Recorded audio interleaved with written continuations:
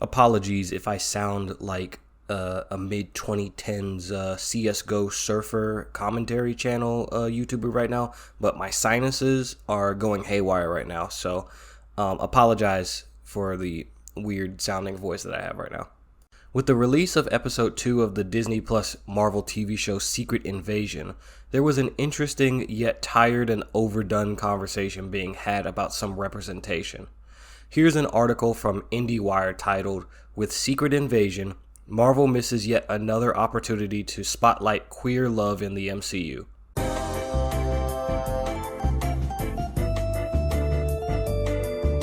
In this article, the writer bemoans the fact that Nick Fury comes home to his wife, who is a Skrull played by actress Charlayne Woodard, when earlier in the episode, Talos and Fury share an intimate gesture of placing their foreheads together.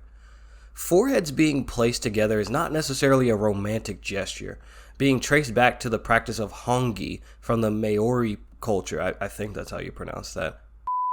The gesture represents unity between two people or parties and can also represent a strong emotional bond. But anytime two men touch or have good chemistry with each other nowadays, it has to be interpreted as queer for some reason. I guess Ape Link and Optimus Primal were romantically interested in each other. No, stop it! This kind of thinking is rampant throughout the MCU, but not exclusive to. And fans of these franchises that want queer representation call these moments queer baiting. Essentially, a story hints at a possible romance between two characters only to never follow through. But in most cases in the MCU, the fanbase looks way too deep with most interactions for non-existent hints. I lean more towards people are looking for non-existent hints, because there is a whole section on TV tropes for the MCU titled Ho Yay, a subjective trope that documents these moments. And there are entire individual pages for both Civil War and Agents of S.H.I.E.L.D.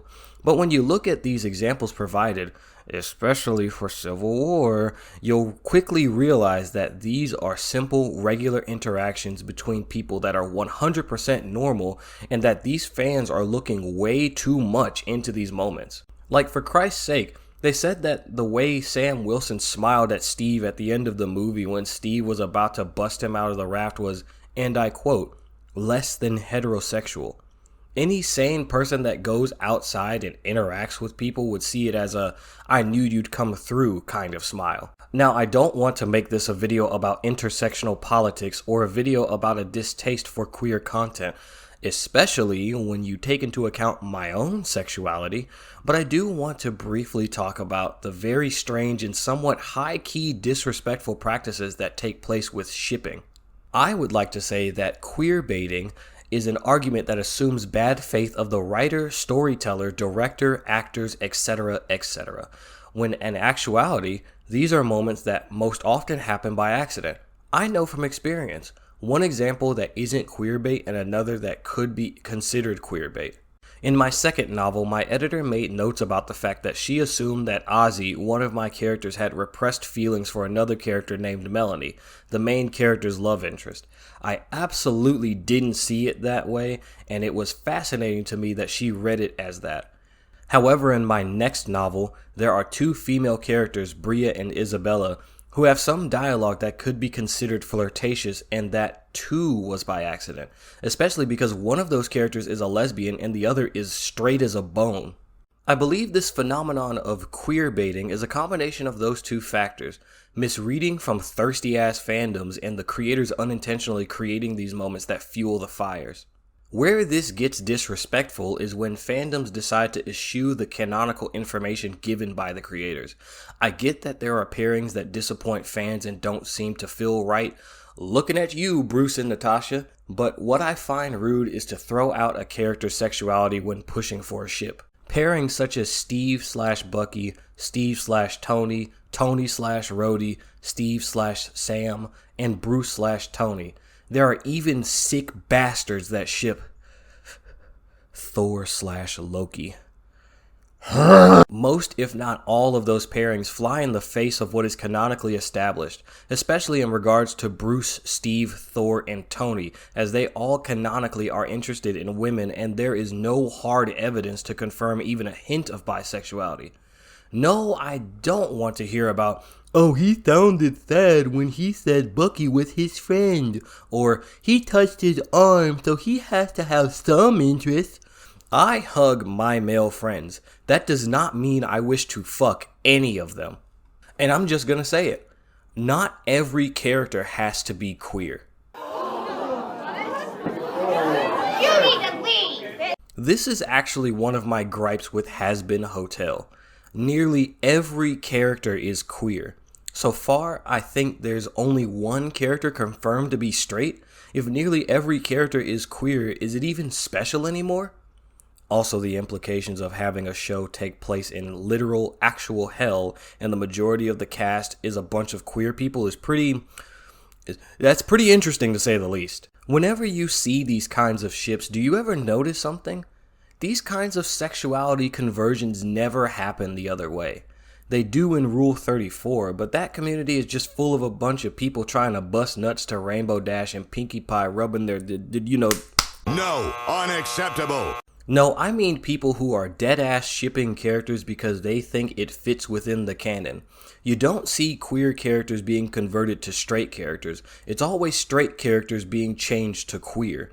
Except for one sexuality. Asexual characters are just downright done dirty.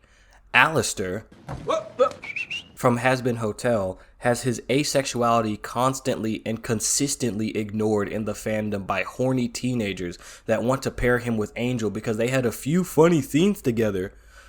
Oh, my poor asexual Ezra is going to get the worst of it. I know it, man. I find all of this to be disrespectful because you're taking someone else's content and saying, I don't care what you said, I think this guy is gay.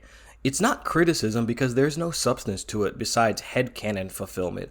It is not a problem with the plot or characters for Steve, Tony, Thor, Sam, or Bucky to all be straight. It's just a personal disappointment that you need to get over. You can tell I have a severe distaste for fanfiction. And if you don't like the lack of concrete queer... Whoa, that's a tongue twister. And if you don't like the lack of concrete queer representation, make your own content. That's how my novel series got started. That's how the Ripperverse got started. And that's how many other creatives got started. And fortunately, I'm not the only one who's noticed this pattern. I have seen some weird arguments responding to people who share my position on several different forums. This show is filled with mostly men. Yeah, but that doesn't mean characters have to be paired up. You can have a story with absolutely zero romance, just like how you can play Mass Effect and Dragon Age without romancing a party member. Or you can have a group of friends that don't date each other. This happens all the time in real life. When someone writes one of the few canon gay characters as straight, it feels like a slap in the face. You don't think the writer or author feels the same way when you do it in reverse? Imagine you bake a massive cake with pink and white icing. It took you several hours to prepare this cake, and within the span of 2 minutes when you left to go take a piss, some clown with an easy bake oven comes in and squirts orange icing all over your cake and slaps on 2 patties of cheap, naked, easy bake cake layers on top of your work.